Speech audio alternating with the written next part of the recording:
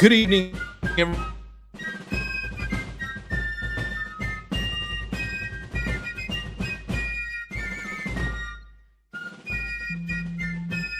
There's a false start there. Forgive me, everybody. But good evening and welcome to COS at Home. I am your host, Jonathan Viaud, and I am so thankful that you are with us here for another edition of this great show. Tonight, we have some exciting information and actions you can take this Constitution Day and Constitution Week.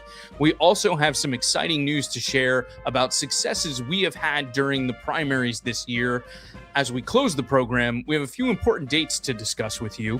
And lastly, tonight's interview segment, which we had to pre-record, we will be joined by award-winning investigative journalist, author, political commentator, founder, and CEO of Just the News, and of course, COS supporter, John Solomon. Really looking forward to that, and I think you will enjoy that conversation as well. Now it's time for an introduction to Convention of States, and tonight we get to hear from the aforementioned John Solomon. And after the last 20 years, we must take it back from you who want to keep the status quo because it's an unsustainable status quo. It doesn't resemble what the Founding Fathers intended. And I think in that opportunity is where the Convention of States has gotten so much, I think, gains in the last few years. It is the ultimate solution. It's what our Founding Fathers imagined at this moment. They knew at some point a central government like King George would get too big. But now is a moment for us to tell them, we are going to take you back. We're going to reduce you in size. And why the Article 5 solution is so interesting is because it really was the thing that our Founding Fathers were thinking about at this moment. And so a few weeks ago, I wrote a story about some of the things going on, some of the states and the gains, and President Trump, to my surprise, truthed it out, which gave me some inkling that maybe he thinks it's a good idea too. I haven't had a chance to talk to him about it yet. But I think if it's important enough for the president to spend a few minutes sharing it with the world, it's important for all of us to consider it, to push it forward, to get it to that magical number so that someday soon, before our grandchildren inherit that debt, that we will have an opportunity to tell our government, we're done, we're going to fix this, we're taking it back from you. That was very well said by John, and he really captured the spirit behind what we are trying to do, which is reclaim our self-governance. The COS resolution, which calls for an Article 5 convention to impose fiscal restraints on the federal government, reduce the size and scope of the federal government, and place term limits on members of Congress and federal officials, is the best method to comprehensively address the major issues with our federal government. In fact, did you know that all 50 states in the union have at least filed the COS resolution? Furthermore, 33 states have passed the resolution out of committee. By the way, 33 is one shy of the number required to have the convention called, 34 states. So 33 states have passed the resolution out of committee. 28 states have passed it through one chamber of their legislature, and 20 states have passed the resolution entirely. We have made incredible progress, and we can take that next step and go all the way to convention with your help. But wait, there's more. Our organization's mission takes us beyond a convention as we seek to build an engaged army of self-governing grassroots activists, or the way I prefer to define it and mentioned it before, reestablish a culture of self-governance. This means we are helping to build the culture that will sustain the successes at a convention and put us on a path to once again become a nation worthy of the responsibilities that come with our constitutional freedoms. We have the solution big enough to solve the problems caused by the federal government, the solution that keeps the flame of freedom burning, and all we need is for you to join us to help advance our movement. By the way, thank you so much for being here on tonight's program, and we'd love to know exactly where you're watching from. So if you would, please drop your home state in the comments section. We would really, really appreciate that. All right, well, now let's move to 5 for 5.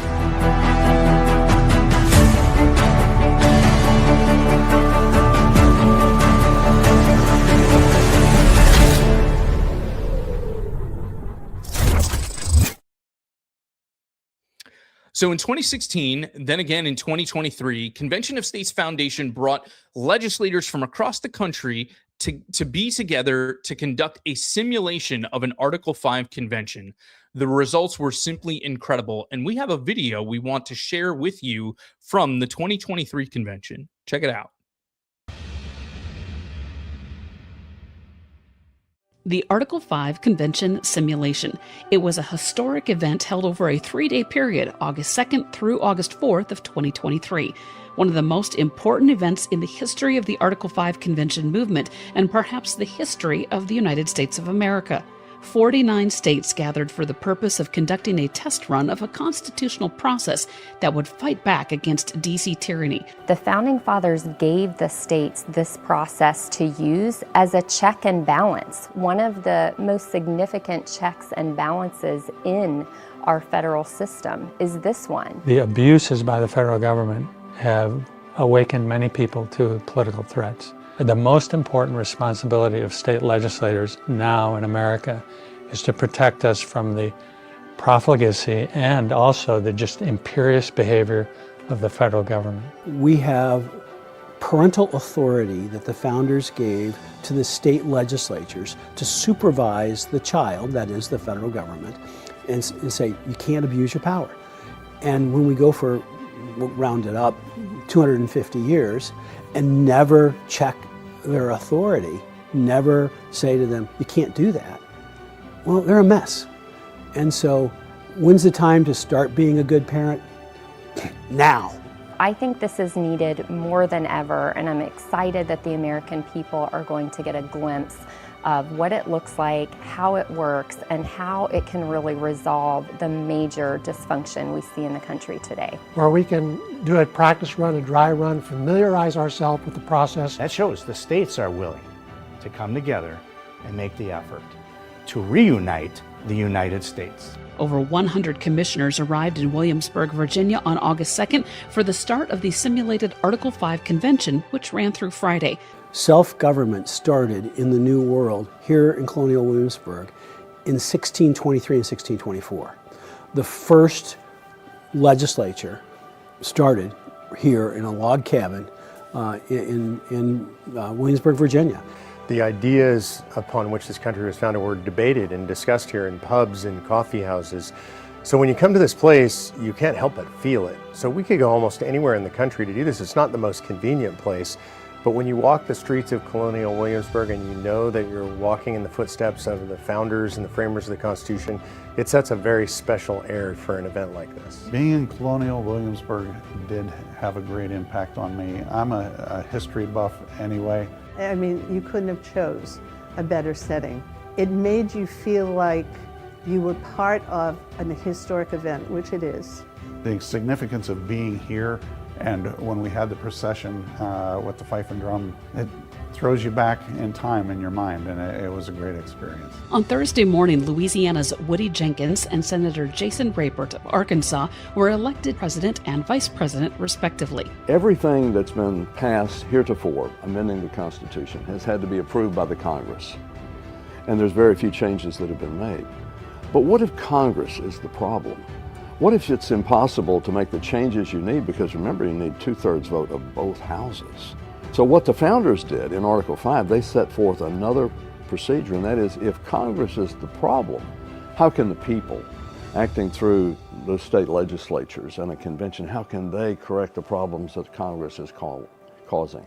And that's what we're really talking about at this convention. That's why it's so important. Some people will say, well, we shouldn't do it in such a divided time. I say this is how you heal the division.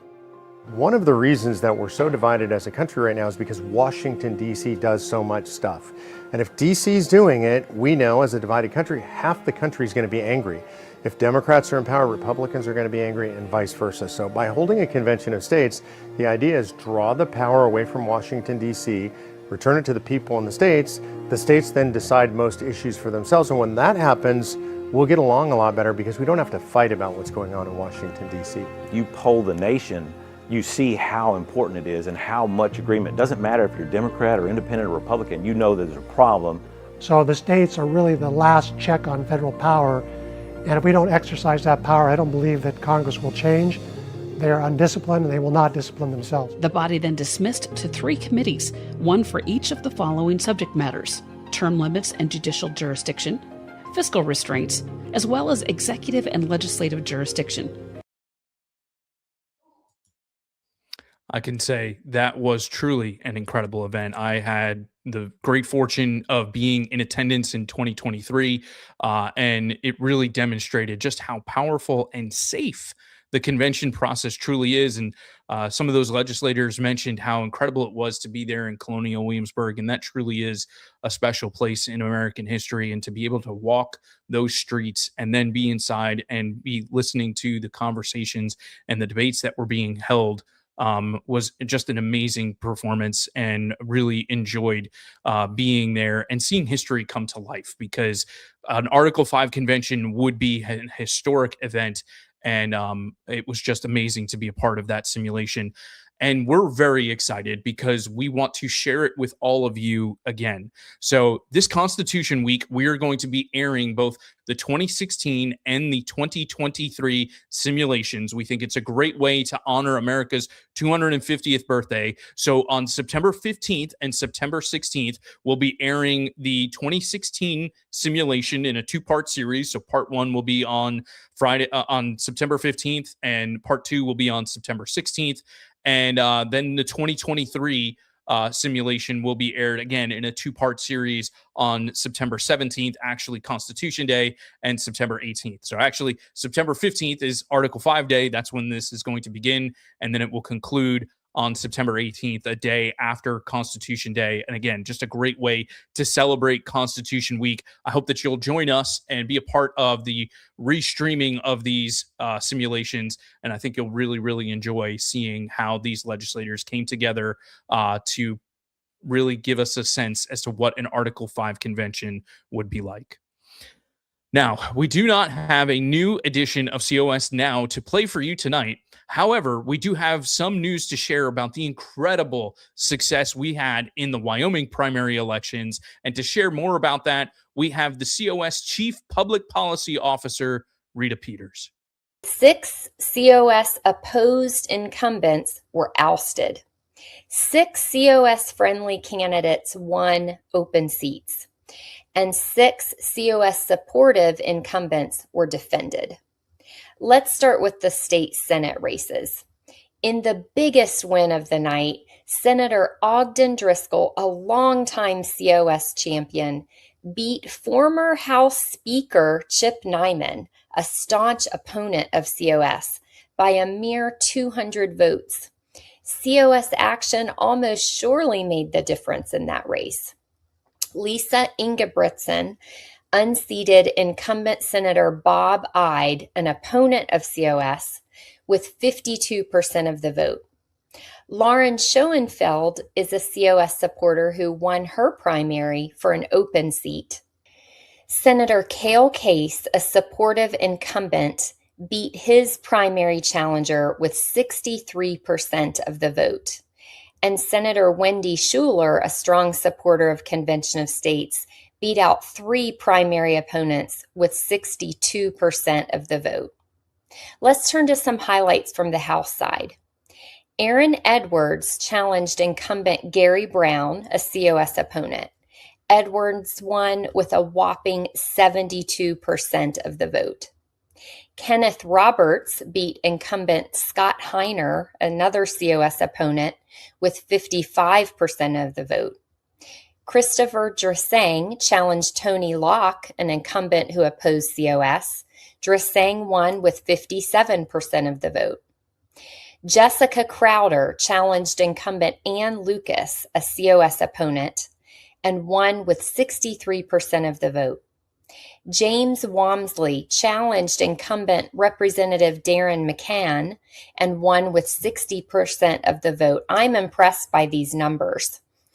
COS supportive incumbents whom we backed and won included Representative Dalton Banks at 75%, Representative Marilyn Connolly at 64%, and Representative Julie Jarvis with 58%. Again, these are not just bare majorities. These are significant majorities. COS-backed candidates who won their primary for an open seat in the Wyoming House included Troy Claycomb, Dan McIntosh, Brian Costello, David Hill, and Joe Spechner. It was a big night for the state of Wyoming and the grassroots volunteers there who worked hard for these victories. Congratulations to you. That was really, really an exciting night. And I want to highlight something in particular there that Rita mentioned in that first race that she talked about. It was decided by only 200 votes. So whenever you think, oh, man, I don't know if I really want to go to the polls today. I don't know if I want to cast my vote. I don't know if I want to participate in the primary. Or if you're an activist of ours and you're like, do making these phone calls or sending these emails really make a difference? Yes, they really do. Yes, every vote counts, and that was the difference in that election. Only 200 votes, and so congratulations to our COS Wyoming team for all of the hard work that they put in to see this and to be a part of such an incredible victory. We're very, very excited about this, and we're really looking forward to seeing what we're able to accomplish in Wyoming. But of course, this was only just a few of the incredible number of victories that we have had so far this primary election season. We have 53 victories that we have had so far, 53 Convention of States victories, and hopefully that's just it's just scratching the surface, because we have currently some primaries that we're supporting in New Hampshire as well. And if you are a part of our Telepatriot team and helping out, we're grateful for you to taking the time and making these phone calls. Really, really exciting to see these victories, and it's going to pave the way for a lot of future success for a Convention of States. And now it's on to the general election for many of these.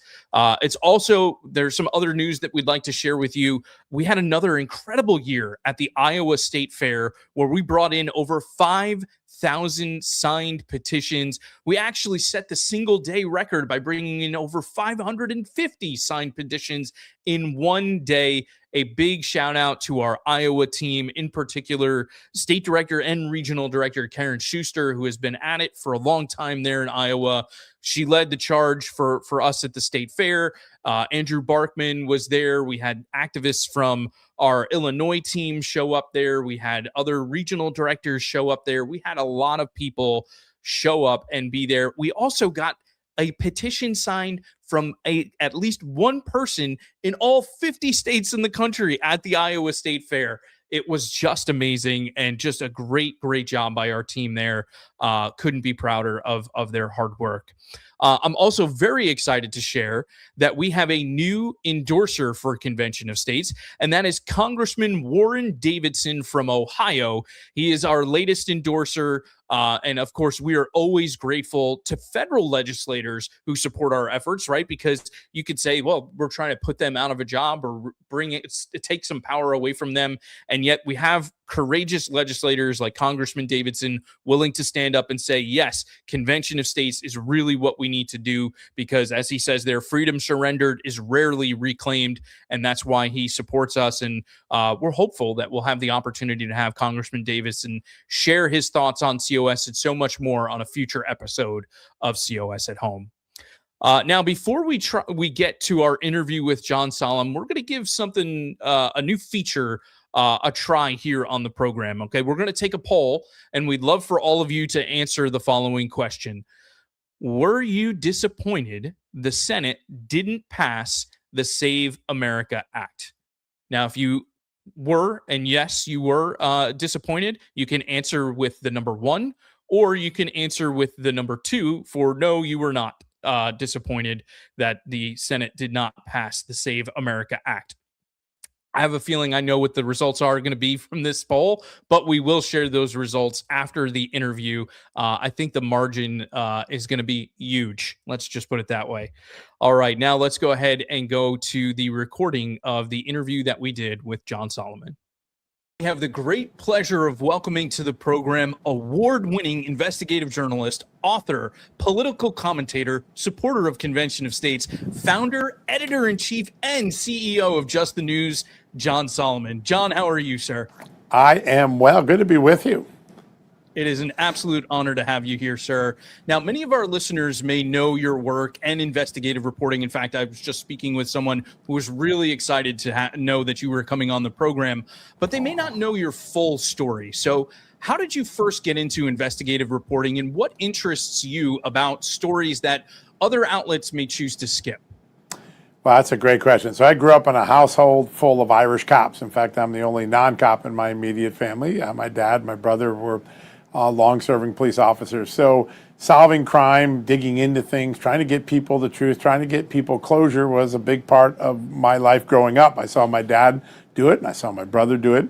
And I like to write, so I decided to become a writer, a journalist. I started in sports, but very quickly transitioned into investigative reporting back when I was still in college. And it just felt like a natural fit. I love the idea of talking to people.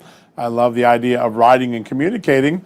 And I got to learn from two great investigators around me, my dad and my brother. So I decided to put that to work as well and try to do some investigative accountability reporting and give people answers and truths that they sometimes have been denied. And I think that's a big part of what I try to do is to look out and say, what are some things that the American people need to know that they don't know?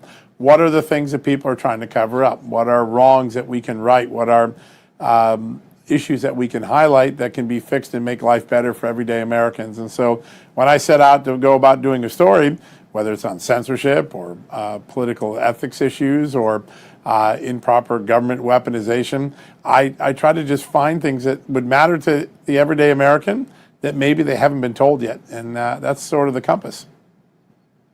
That's fantastic and super important.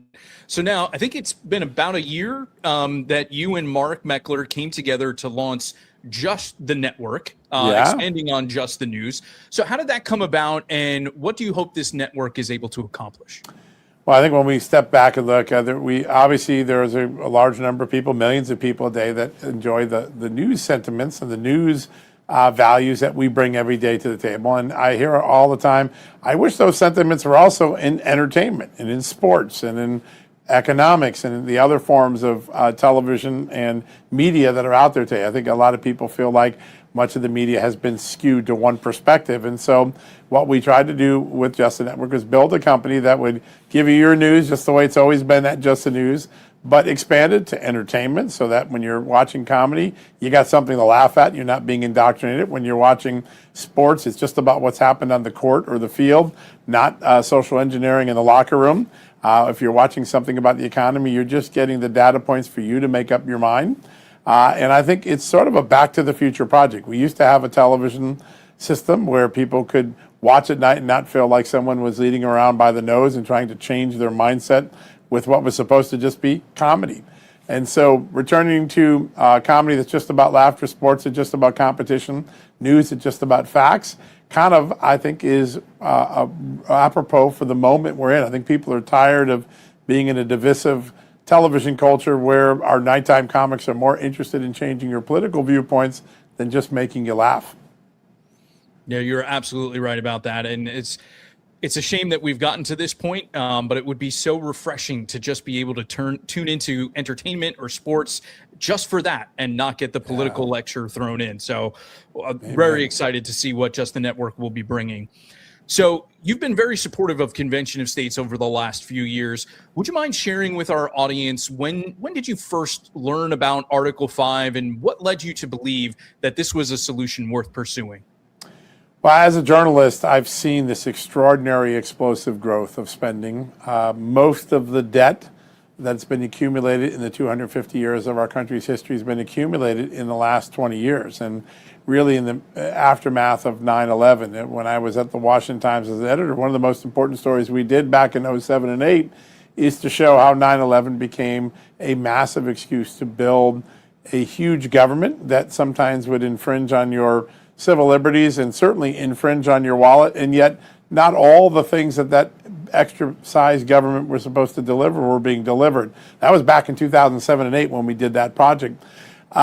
Today, it's even more so pronounced. Our spending is off the chart. $2 trillion annual deficits, which were supposed to be a one-time pandemic emergency, are now the norm. government intrusions in our life are everywhere, whether it's the flock camera that's watching your car all around the city, or an FBI or a CIA that may have tried to weaponize their spy powers, their enforcement powers, just to achieve a political agenda. The threat of a big government is more personal, it's more expansive, it's more persistent than even it was back in 2008 when we did that first series of stories and warning. And by the way, it comes at an enormous cost. Now, $40 trillion of debt.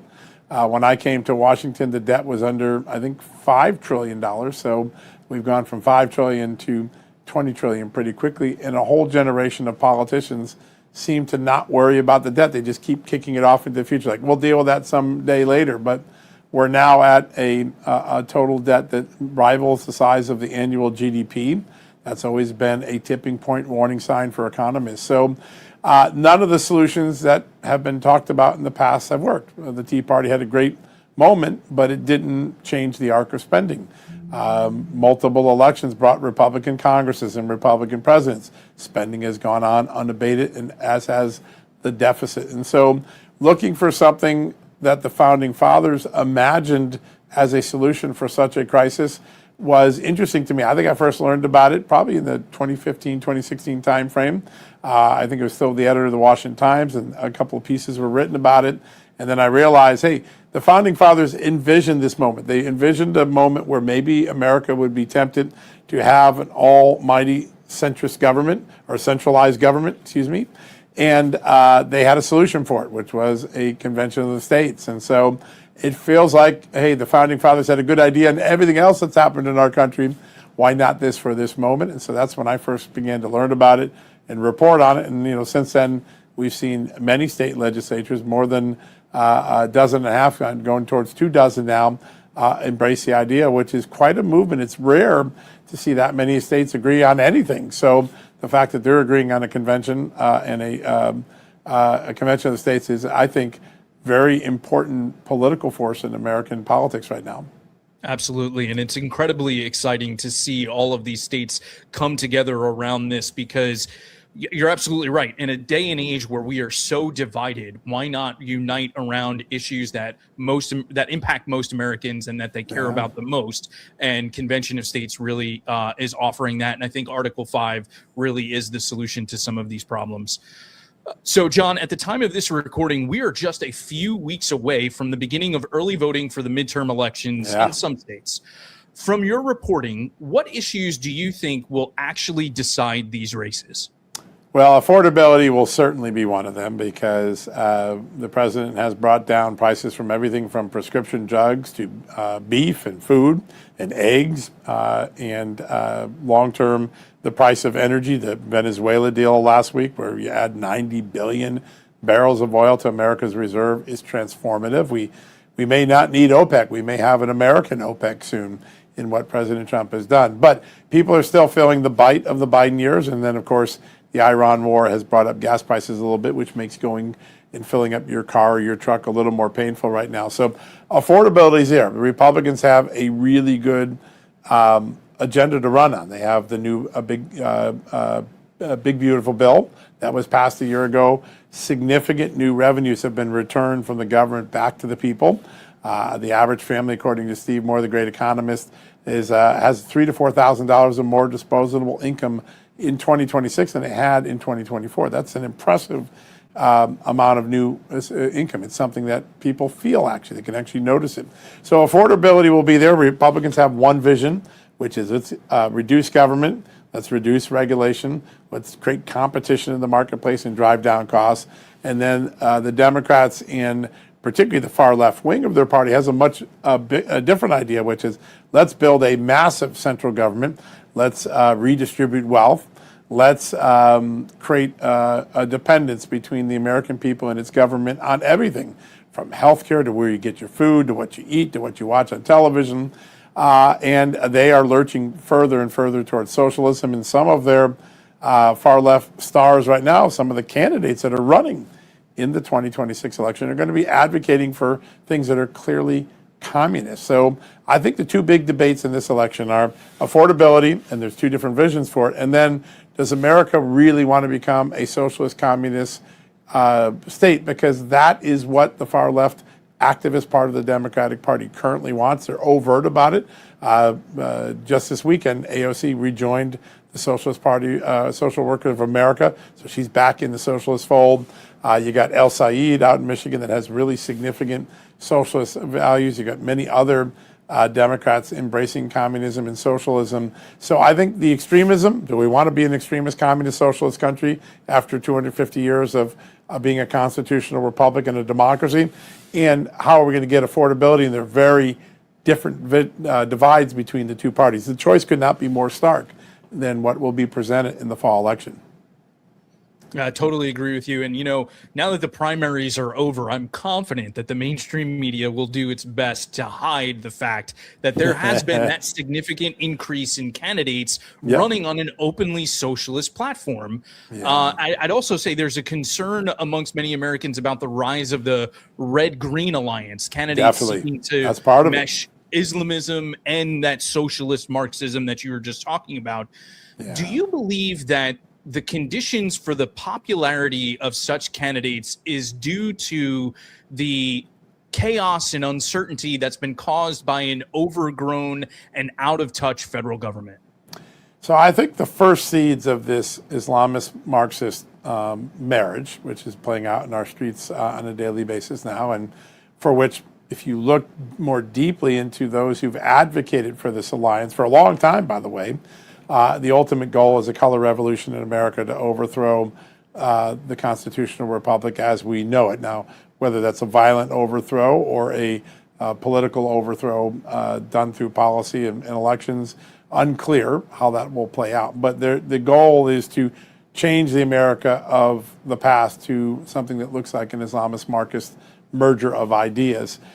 It started in our education system because young people had to have their receptors adjusted. We were always taught in school up until maybe the last 20 years that America, even with its warts, and has a few warts here and there, of course, is still the greatest government idea ever born by man. And today, many young people came out of school believing that America is a racist, misogynist, and unfair society, and that it's done bad things. It's been driven mostly by slavery and racism, which of course most of us who live in America know it's not true.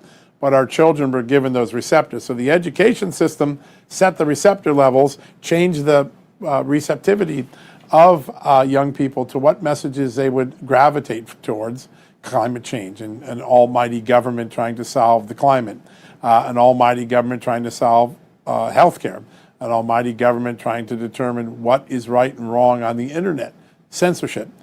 So the beginning of the Islamist Marxist marriage is a takeover of the academic system and changing the receptors of young people. I remember interviewing a old Cuban spy a few years back, and this is someone who defected to the United States. They had left Castro, but he sort of laid out the playbook. And one of the ideas of the playbook is don't bother changing people's minds. Once they're above 25, they're not going to change their mind. They're pretty set in the way. If you want to create a revolution in America, focus on young people, focus on teachers' unions and social circles. And that's what the Islamist Marxist movement has done.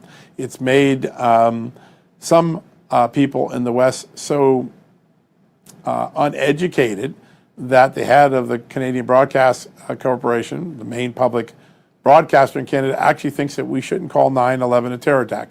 We should call them plane crashes. Now, that is a clear result of this rebranding, this revisionist history that started in academia. There are people who are advocating for Sharia law on American soil. That's anathema to the American experience. There are people that want communist and socialist values in our government. Anathema to the American experience.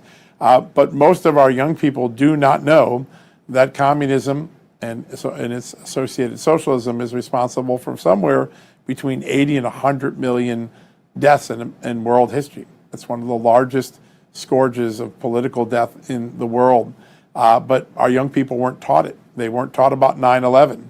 Only like 12 schools require, only 12 states' school systems require mandatory learning about 9/11. So I think this alliance began with a hijacking of the education system. That's what our reporting and our facts showing. And then from that, we got these things called CRT, DEI, ESG. that hijacked American values into these neat sounding but very dangerous philosophies, that America is racist, that your skin color will determine your outcome of whether you're an oppressor or an oppressed, that you should subject your willingness to make money on the stock market away from return on investment to taking some of your investment and putting it towards a climate change agenda that even now Bill Gates admits was a joke, didn't work, was a waste of money. So I think that that's how we got to this. Then, as we got closer and closer, and the open border brought more and more radical people into the country who didn't like America the way it was, people who like Sharia law, Marxism, socialism, they began to create the theater on the street that has furthered that red-green alliance. And so today you've got Marxists and Islamists trying to create their own communities in America and trying to impose their will on the American people. And we need not look much further than Europe to see the looking glass moment. Europe didn't resist it, and it's so much further down the path of that Islamist, Marxist governance. We have been able to resist it. Donald Trump, in many ways, was a sort of a disruptive moment, but it's unclear post-Donald Trump whether we'll go the European way or stay the American way. And I think that's the greatest challenge that we, the American voter, faces in the near future. That is so well said. And, you know, I think it was Abraham Lincoln who commented that the philosophy of the classroom in one generation will be the philosophy of the government in the next. And it's impossible to look at our education system and not see the negative impact that the Department of Education has had. And really, when you look at all of the different facets of our government, the larger the bureaucracy, the larger the government has become, the negative influence that it has had on us as a society. And to your point about the impact that I would say the negative impact the Department of Education has had over the years on our education system has led to that deterioration of our education, which has allowed for the red-green alliance to really kind of take root in the mind of young students across America. And so we need to find a solution that addresses these things. President Trump and his administration has been doing an excellent job, but it needs to go beyond that. We need to impact exactly the legislative process, whether it's Congress or at the state level. And to me, an answer to these problems, it would seem, would be Convention of States and an Article 5 convention, bringing that power back to the American people. Would you agree that that seems to be a viable solution for the long-term fixing of these problems? I think it's the solution that our founding fathers intended. That's why they created Article 5, why they thought this through. I think they imagined having freed themselves from being subjects to being citizens. And subject is someone who's governed, a citizen who's someone who gets to participate in their governance. And I think that knowing that they had freed themselves from being the subjects of King George, they wanted to make sure that some future iteration of a government that would suddenly turn citizens back to subjects could be resisted. And so they gave us the First Amendment, and they gave us the Second Amendment, they gave us Article 5. And so when you look at all of these things, our founding fathers had a prescience to look out over the horizon, not know exactly that it would, maybe they wouldn't know it was going to be an Islamist Marxist thing, but they knew there would be some temptation to impose the will of government over the will of people, to subject people to an almighty government, and to subject our God-given rights of freedom to the governance. And you know, it wasn't that long ago, and I think of all the things that I've seen uttered in the last 40 years as a journalist, Senator Tim Kaine's comments about a year ago that we don't get our rights from God, we get them from our government, is the ultimate thing that I think our founding fathers feared, that mindset. And so Article 5, the First Amendment, the Second Amendment, they were all built for a moment like this. And so who am I to challenge the founding fathers? They're pretty smart guys. Amen. And yes, those comments from Senator Kaine were chilling, to say the least. So earlier this year, you announced that you were taking a leave of absence from your role as editor-in-chief of Just the News to take an unpaid position within the White House to focus on transparency, particularly as it relates to government weaponization and election integrity. After your many years of covering politics on our nation's capital, I know you're still in that position, but have you learned anything new about how government operates while being inside the White House?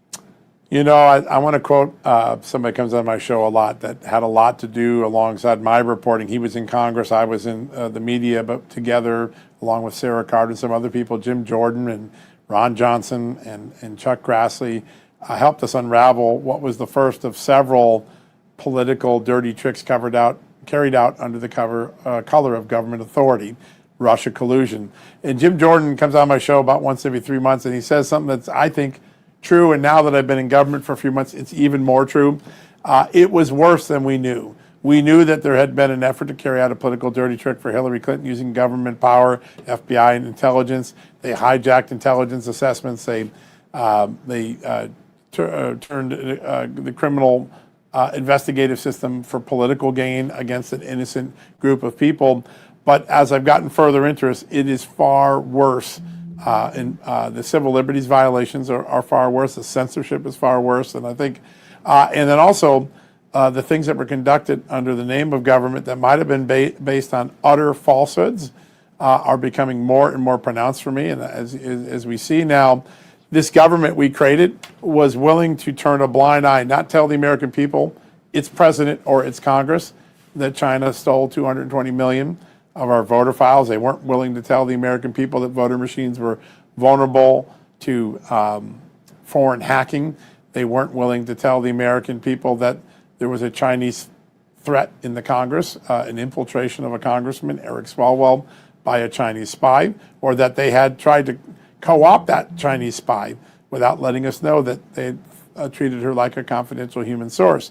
We now know that they were labeling people who disagreed with Democrats as Russian disinformation artists without ever looking to see whether what the people were saying were disinformation or not true. In fact, what they were saying, that Hunter Biden had a corrupt relationship or had a relationship with a corrupt Ukrainian company, was true, but they were trying to portray it as Russian disinformation and smear people.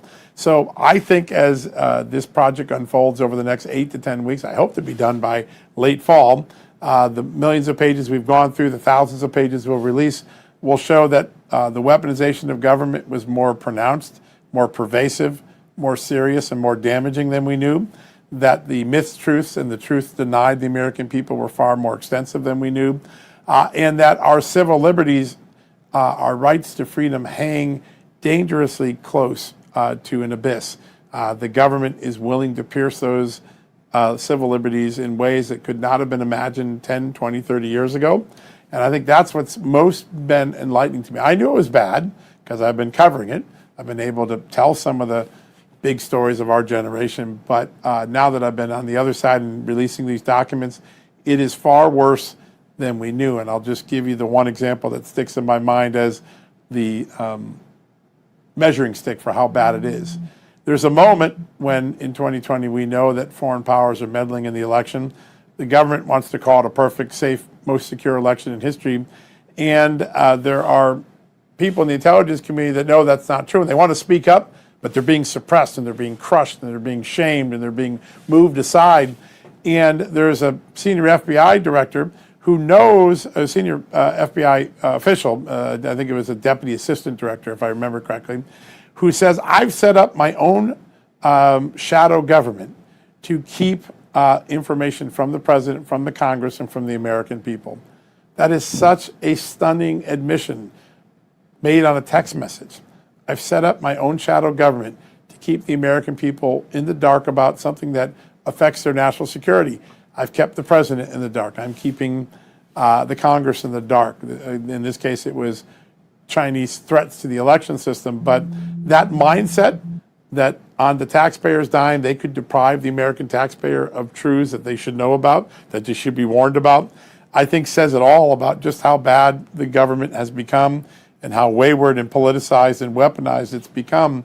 Anyone who serves in the government should consider the American people the ultimate customer. And in some cases today, we have people in government who think that the taxpayer is nothing more than a subject who should pay taxes to the government. And that should concern us all.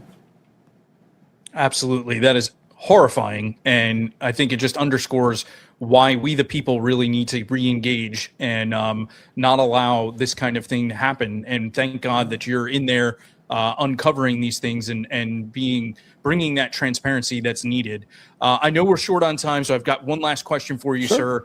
After covering Washington for decades, what do you believe our audience, COS supporters, Americans in general, should do between now and Election Day and in the months after to ensure that the next Congress and the next state legislative sessions take action to move the country toward more accountability and limited government? I've said this many times in speeches over the last couple of years that we're really in a war on truth right now. The ultimate goal of that war on truth is to eviscerate the ultimate truth upon which the American experience is based, which is that we have God-given rights that can't be taken away from us by government. And Tim Kaine let that secret out of the bag when he made his comments. In a war on truth, the ultimate weapon to restore sanity, to restore liberty, or to sustain liberty is facts and truth. And so all of us need to do a better job in telling our friends, our family, our neighbors, our coworkers, the real truth, not let a news media which has in many ways left the truth behind for whatever agenda it has, whatever agenda its advertisers have, its funders have. Get back to facts. Facts are a stubborn thing. They persist, and the more we give Americans the true facts, the more I'm confident they will make the right decisions for the future of our company. The difference between elitists and everyday Americans is that elitists believe they know better than the rest of the country, and they try to force feed us and lead us by the nose to certain conclusions that meet their political ideology. The best way to combat that is to arm the rest of us with facts and truth. I, unlike many of my colleagues in the media, believe the American people know what they're doing. I don't doubt their decision to elect President Trump. I don't doubt their decision to make the political decisions they're doing right now, because I trust that our founding fathers knew if we gave the American people the truth with our value system, they would make good decisions for eternity. The other side doesn't believe that. They want to lie to us. They want to hide it. They want to hijack truth. They want to hijack our ability to make up our own mind and try to brainwash us into whatever it is they want, whether it's CRT or DEI or ESG or Marxism or socialism or communism. And the best weapon against that is arming the American people with truth and facts. So all of us on the front lines of the future battle for control of America, getting the truth out, getting the facts out is going to be the key, because once the American people have them, when they're not bamboozled by a fake news story or by lying politicians, they usually, history shows, make really good decisions. Now, just to be clear, is that your truth or my truth that we should be promoting?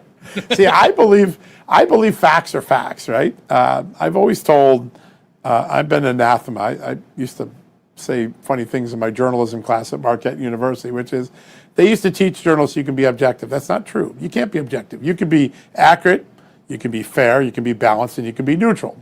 But you can't be objective, because every decision you make in writing a story is subjective. What's my headline? What's my photo? Who am I going to quote? Who am I not going to quote? Who am I going to call for fair comment? Who am I not going to call?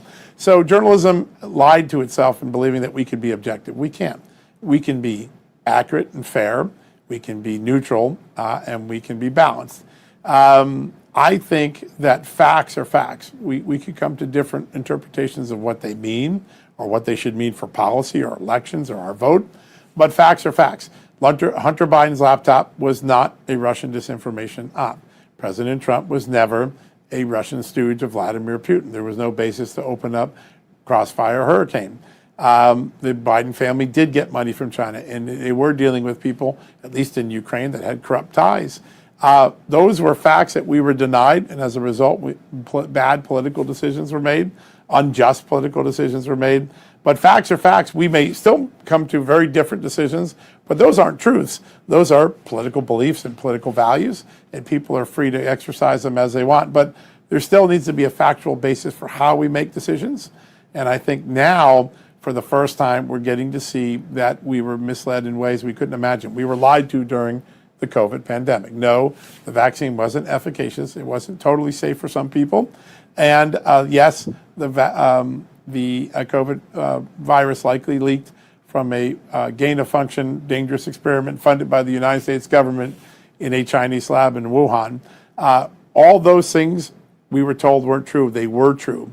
Being lied to being a jilted spouse or jilted girlfriend or boyfriend in this political relationship often makes us more cautious in the round ahead. And I think the media may have had its cardiac paddles moment now. They've misled us. We're now seeing the truth about what they misled us. I think the American people are going to be more discerning than they've been in the past. So well said. And for us to get to that level of accountability, we need to have the light of truth shined in the dark spaces there in government. Amen. And that's exactly what you're doing for us, sir. So thank you, John, so very much for your service to our country, for everything that you're doing with Just the News and Just the Network. And thank you so very much for taking the time to be here for COS at Home. God bless you, sir. God bless you. And thanks. Great honor to be on the show, Tate. Thanks for having me. And that was an incredible interview with John Solomon. We are so blessed to not only have his support for Convention of States, but also to have someone like that who sets time aside from his job and everything that he's doing to put food on the table for his family, to serve in government, and to do everything he can to shine that light of truth in the darkness of Washington, D.C. So just a great conversation that we had there, and I hope that you enjoyed that. I think we also have the poll results there. Forgive me, Producer G. Do we have them that we can put up there? Yes, that's kind of what I figured. 100% to 0. That all of you who responded to that poll were disappointed that the Senate didn't pass the Save America Act. I'm right there with you. I think it's just an incredibly big missed opportunity for us to do what we can to safeguard our elections. And frankly, I find it disgraceful that the United States Senate wouldn't take action on this. But of course, all of you who helped us in responding to our call to action to put pressure on them, we're so grateful for you, and hoping and praying that they will bring it up before it's too late and before the elections take place in November. With that, let's go ahead and move now to action at home.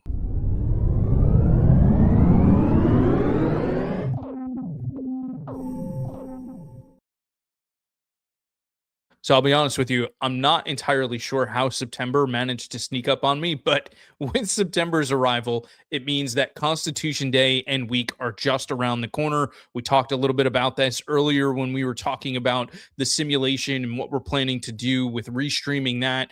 Well, I'm also really excited to share with you that, as you may know, Convention of States Foundation partnered with the 917 Society to get pocket constitutions in the hands of 8th graders across the nation, and we asked for your help in this effort. Well, thanks to all of you, we are excited to announce that over 250,000 pocket constitutions will be delivered all across the 50 states in the nation. Yes, COS supporters have ensured that schools in every state of the country will be receiving pocket constitutions for Constitution Day. It's just incredible to see the amount of people that have gotten involved with this and the amount of pocket constitutions that they have ordered for schools in their area. It's really, really exciting. A big thank you to all of you for your support on this effort. Huge thanks to the 917 Society, especially Joni Bryan, and of course COS's own Chelsea Clark for helping to coordinate this project. Really, thank you so much. And I'm really, really excited that we're going to be able to deliver so many pocket constitutions for Constitution Day.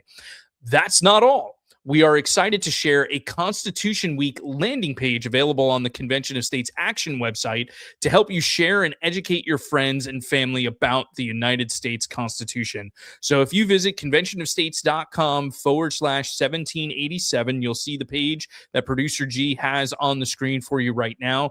You'll find a whole bunch of things available to you. There's a link to the Constitution Challenge. We had this, I think, last year. Maybe we've had it for a few years, where we're challenging you to read the United States Constitution before September 17th, Constitution Day. There are also links to a Constitution crossword puzzle, a quiz, a coloring book to help teach children about this amazing document. You'll also find some links to share more about Article 5 of the Constitution and so much more. So be sure to check out conventionofstates.com/1787 today to start preparing for Constitution Week. And now it's time to check the Minutemen mailbag.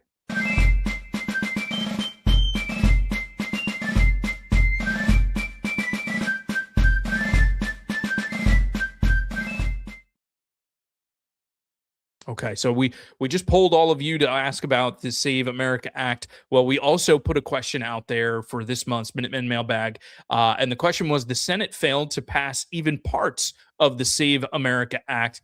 What should happen next? Well, there were a lot of responses from all of you, and I'm not surprised at all. And so we've got some of them that we're going to share with you now. Producer G is going to put it on there. Vote all of them out from John Mecklin. Yep, I'm with you, John. Let's just get them all out of there. There are some good ones, though. I'll say that. Fire them all from Rocky Deno. I'm sensing a theme here. What else do we have there, Producer G? Shawnee, Elisa, Radney, Decumulus. Forgive me if I mispronounced that. Both parties, feathers of the same bird, uniparty. You can't vote your way out of this. Yeah, well, and that's, I think, a big testament for why we need to have term limits, right? And so just voting for new people does not produce a better result. Some other responses we got here. John David Stein Sr. said, "You will never see the Save America Act passed by the Senate. Republicans have no backbone." Well, I'm hoping that you're probably right, but I'm hoping there's still time to have this done, and I'm hoping that it will get done soon. We also have Bernadette Zarnik Mashik. Term limits. They aren't working for we the people. Yes, that's exactly what I was just talking about, and why we need to have an Article 5 convention. And I don't think we can just put term limits on members of Congress. It's got to go beyond that. And that's why I love the COS resolution, placing term limits on federal officials as well. We talked about Anthony Fauci on the previous program. He was back in the news. We need to hold the federal bureaucrats to account just as much as we hold the United States Senate and Congress to account as well. Another one here, Terry Swift, not get paid. Yeah, well, I agree. They haven't been doing their job. Why should they be getting a paycheck? Great point, Terry. Deborah Gillo, forgive me for mispronouncing last names, called back to work and earn the voters' respect. Pass the Save America Act. I'm with you, Deborah. Let's get them right back into Washington, D.C. and not let them leave until they get it done. Bennett Wares says, recall every one of them and let's start over with added term limits. I'm right there with you, Bennett. Let's get those term limits in there. Steve Martinez said, what should happen next is changing the Constitution. If 80% of the people really want the SAVE Act, introduce a constitutional amendment. We've talked about that as well. That is something that could be done at an Article 5 convention with the COS resolution. And so, yeah, let's get to convention, right? Let's see this done that way if that's what's necessary. William King said, let the citizens vote on it. We know exactly how that'll go, right, William? We have some more there, Producer G. Yes, Barbara Bauer said, vote all the people in Congress out, vote in small business owners, farmers, plumbers, hairdressers, vote in a variety of workers, people that will work together and for the American people. It reminds me of the William F. Buckley quote, right, where I think he said he'd rather pick was it 450 random names out of the phone book to govern instead of the members of Congress. Maybe I'm butchering that, but or paraphrasing it, but it's something along those lines. And I'm right there with you, Barbara. Andrew Knox said convention of states and everybody's voted out. Yes, we need that convention of the states. We need an Article 5 convention. And so, yeah, I'm right there with you. I keep saying that. Forgive me, but I'm agreeing with so many of you. Mike Haney said, let's finish this with a COS. Yes, Mike. And just like that, we finished the Minuteman Mailbag. Well, thank you to everyone who responded to that. And we'll have a new question that we'll be posting on there. We're going to be posting it on social media now, so you can be on the lookout for the question for next month's episode. And please respond. We'll happily read your responses on the air. That brings us to the end of our show for tonight. So just a reminder, all of the COS home shows are aired live on the first Wednesday of every month at 8 p.m. Eastern. The next show will be on Wednesday, October 7th at 8 p.m. Eastern. And my guest for that show will be political journalist, TV news host, and White House correspondent for Just the News, Amanda Head. We got some great insights tonight from John Solomon, and I think it will be great to hear from Amanda about what she is seeing from her vantage point as White House correspondent. Not to mention, we'll be covering so much more. So be sure to tune in for that conversation in October. Really looking forward to having Amanda join the program. Ladies and gentlemen, as always, this has been a lot of fun, and I hope you've found this show to be helpful to you. Thanks again to John Solomon for joining us tonight. A big thanks to the legend, Producer G, for all of his hard work and his patience putting up with me behind the scenes. Of course, the greatest thanks goes to all of you in our audience and our support base for continuing to support Convention of States and the Article 5 movement. Now, before we completely sign off, as I mentioned at the start of the show, I think it's important for us to stop and reflect on two important dates next week. Exactly 1 week from tomorrow is the anniversary of the assassination of Charlie Kirk. It was a shocking and devastating event that took place last September, and we will be honoring Charlie more on our next program in October, as it will air 1 week before what would have been Charlie's 33rd birthday. If you would, though, please take the time next Thursday to pray for his wife, Erica, his young children, his parents, Turning Point USA, and all of his friends. It's impossible to imagine the nightmare they have lived for the last year, and they deserve as many prayers as possible next week. So please join us in praying for them on September 10th. The very next day, we will be celebrating the 25th anniversary of the terrorist attacks of September 11th, 2001. It is unbelievable that it has been 25 years. I can't wrap my brain around that. But if you would, please permit me just a few moments here. I'd like to share my own perspective on that day. As many of you know, I grew up in northern New Jersey. In fact, you could see the New York City skyline just by looking out my bedroom window. My father worked in Midtown Manhattan, about 5 miles away from the World Trade Center. I'm still not exactly sure how my dad got home that day. He was in the city, or he was traveling into the city after dropping my brother and I off at school when the towers were hit. And he was staying there for part of the day, not entirely sure what to do, finally decided to leave and get home. But as you can imagine, public transportation was shut down. But I do remember when he got home around 8 or 9 o'clock that evening, I remember him walking in the door, and I ran to greet him and gave him a big hug. And I could just feel all of the sweat that had soaked through his work clothes because he had walked miles and miles and miles to get home. And I remember sitting with him as we watched President Bush address the nation from the Oval Office that night and still trying to wrap our minds around what had happened that day. A day or two later, I asked my mother if I could go to Ground Zero to help with the search and rescue. Mind you, I had just turned 13 years old the day before the attacks. After the split second of shock wore off, my mother told me, absolutely not. Thinking back on that conversation 25 years ago, I asked myself, what made me, a 13-year-old kid, want to travel to New York City to help with the search and rescue? I don't remember exactly when, but shortly after 9/11, my parents got a copy of this picture and hung it in our house. Years later, when I moved out, I took this picture of the raising of the American flag by firefighters at Ground Zero with me, and it hangs in my office here in Florida. It's a powerful image, but I did not know until I was preparing for tonight's show when that flag was raised. When did that event actually take place? Do you know? It took place at 5 p.m. on September 11th, 2001. Hours after the towers fell, these firefighters took the time to raise the American flag from the rubble of the fallen towers. The picture would be on the front page of many newspapers the next day, September 12th, 2001. And that's the answer to my question. I wanted to help at Ground Zero because I was swept up in the outpouring of love that filled America on September 12th, 2001. Love to do whatever we could to help those who were hurting, struggling, and feeling lost. I have this picture still hanging in my house because to me, it symbolizes that when knocked down, America would always get back up.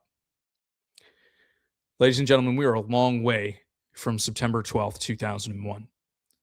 In many ways, we have forgotten the lessons we should have learned from September 11th. And yet that's exactly why I am in this fight. I've seen the very best of America, and I want my daughter to grow up in an America resembling the spirit of September 12th, 2001, instead of the chaos and division that we see in America of September 2nd, 2026. So if you would, please take the time next week to stop and pray for the families that still mourn the loss of loved ones taken from us 25 years ago. Please also take the time to pray for our country and our leaders. And please get involved to help restore America to her former greatness. Thank you so very much for joining us tonight. God bless you, and good night.